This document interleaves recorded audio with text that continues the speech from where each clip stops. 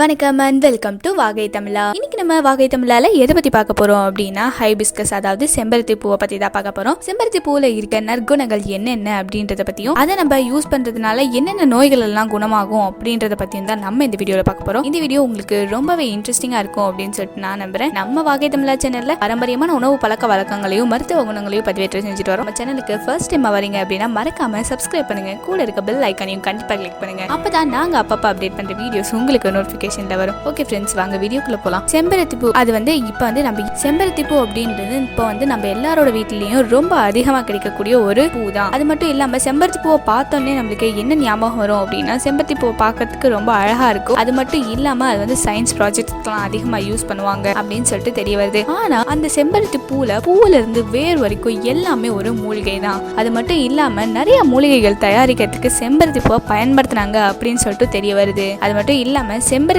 பூவை நம்ம சாப்பிட்றதுனால நிறைய நம்ம உடலுக்கு நற்குணங்களும் கிடைக்குது. செம்பருத்தி பூவை நிறைய ஆர்டிபிஷியல் கலர்ஸ் தயாரிக்கிறதுக்கும் பயன்படுத்துறாங்க.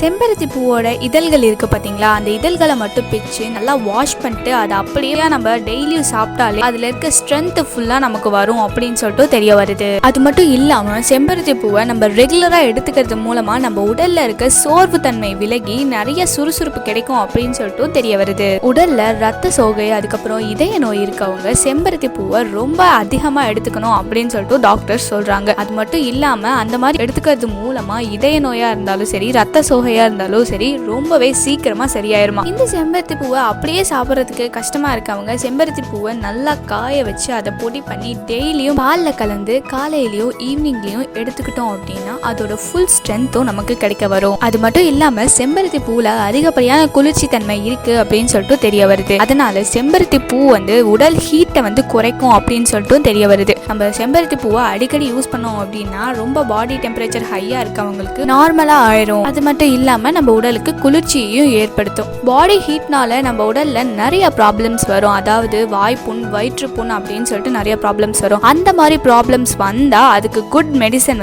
செம்பருத்தி பூ அப்படின்னு சொல்லிட்டு தான் சொல்லணும். இப்போ இருக்க காலகட்டங்கள்ல நமக்கு உடல்ல நோய் எதிர்ப்பு சக்தி அப்படின்றது ரொம்ப அதிகமாவே தான் இருக்கணும். அதனால செம்பருத்தி பூவை நம்ம டெய்லியும் ரெகுலரா எடுத்துக்கிறது மூலமா நமக்கு நோய் எதிர்ப்பு சக்தி அதிகமாகிறதுக்கும் செம்பருத்தி பூ நமக்கு ஹெல்ப் பண்ணுது.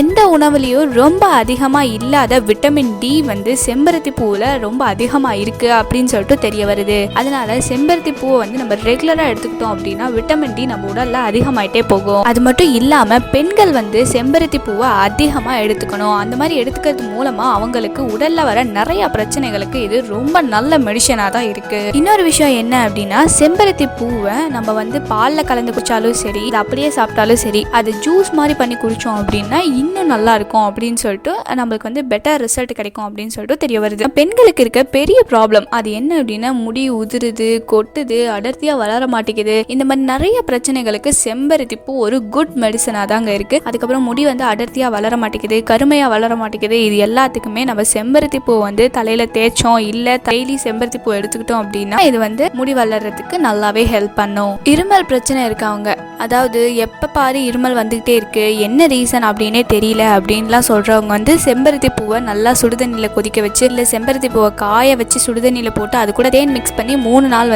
தொடர்ந்து குடிச்சுக்கிட்டே வந்தோம் அப்படின்னா அந்த பிரச்சனையும் போயிருமா. செம்பருத்தி பூவுக்கு இன்னொரு நேம் கூட இருக்கான். அது என்ன அப்படின்னா செவ்வரதை அப்படின்னு சொல்லிட்டு சொல்றாங்க. செம்பருத்தி பூ நம்ம உடல்ல பிளட் செல்ஸ் அதிகப்படுத்தும் அப்படின்னு சொல்லிட்டு தெரிய வருது. அது மட்டும் இல்லாம செம்பருத்தி பூ நிறைய டைப்ஸ் ஆஃப் கலர்ஸ்ல இருக்கு அப்படின்னு சொல்லிட்டு தெரிய வருது. இந்த செம்பருத்தி செடியை வளர்க்கறது ரொம்ப பெரிய விஷயம்லாம் இல்ல ஃப்ரெண்ட்ஸ். அதாவது செம்பருத்தி செடியோட நடுப்பகுதி, தண்டு பகுதி நல்லா திக்காவும் நல்லா அடர்த்தியா ஸ்ட்ராங்கா இருக்க எடுத்துட்டு நம்ம வீட்டுல நல்லா செழிப்பான மண்ணுல வச்சு நல்லா தண்ணி ஊத்தி வச்சோம் அப்படின்னாலே அது ஒரு வீக்ல செடியா வளர்றதுக்கு ஆரம்பிச்சிருமா. ஸோ இந்த செடியை வளர்க்கறது ரொம்ப பெரிய விஷயம்லாம் இல்ல. எல்லார் வீட்லயும் இப்ப கம்பல்சரி செம்பருத்தி செடி அப்படின்றது இருந்துகிட்டே தான் இருக்கு. ஓகே ஃப்ரெண்ட்ஸ், இந்த வீடியோ மூலமா நீங்க செம்பருத்தி பூவை எப்படி எல்லாம் யூஸ் பண்ணலாம் அப்படின்னு சொல்லிட்டு தெரிஞ்சிருக்கோம் அப்படின்னு சொல்லிட்டு நினைக்கிறேன். நம்ம வாகை தமிழா சேனல்ல இந்த மாதிரி பாரம்பரியமான உணவு பழக்க வழக்கங்களையும் மருத்துவ குறிப்புகளையும் பதிவேற்றம் செஞ்சுட்டு வரோம். நம்ம சேனலுக்கு ஃபர்ஸ்ட் டைம் வரீங்க அப்படின்னா மறக்காம சப்ஸ்கிரைப் பண்ணுங்க, கூட இருக்க பெல் ஐக்கானையும் கண்டிப்பா கிளிக் பண்ணுங்க. அப்பதான் நாங்க அப்பப்ப அப்டேட் பண்ற வீடியோஸ் உங்களுக்கு நோட்டிபிகேஷன்ல வரும். Thank you friends.